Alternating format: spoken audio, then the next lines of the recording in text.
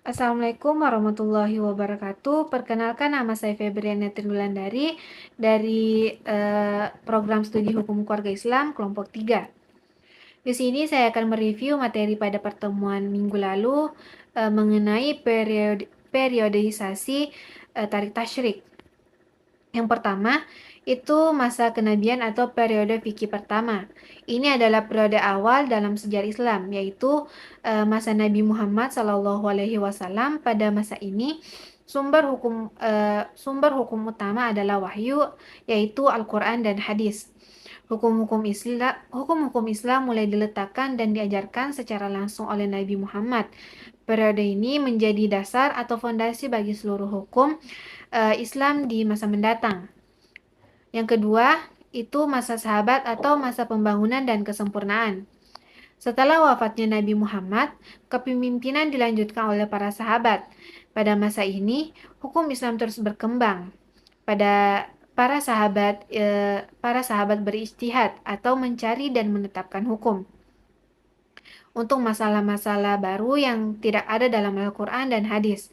Periode ini adalah masa pembangunan dan penyempurnaan hukum Islam karena para sahabat memperluas dan mengimplementasikan ajaran Nabi ke dalam berbagai aspek kehidupan.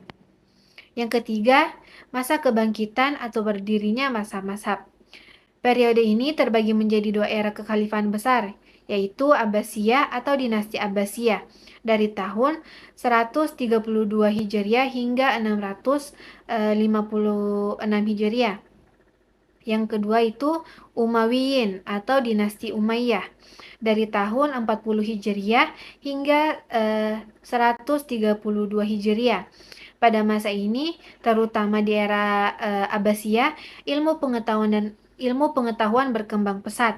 Ini adalah masa kebangkitan intelektual di mana banyak para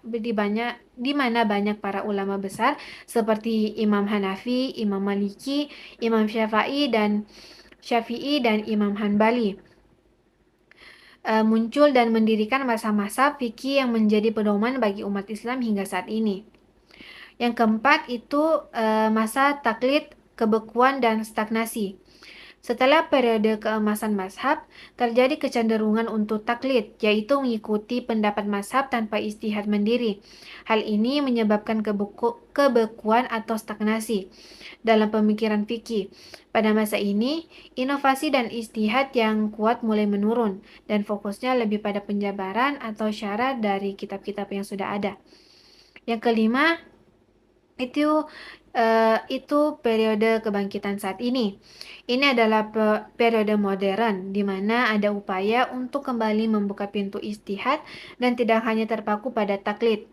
Ada dorongan untuk meninjau kembali hukum-hukum Islam agar relevan dengan tantangan dan masalah kontemporer.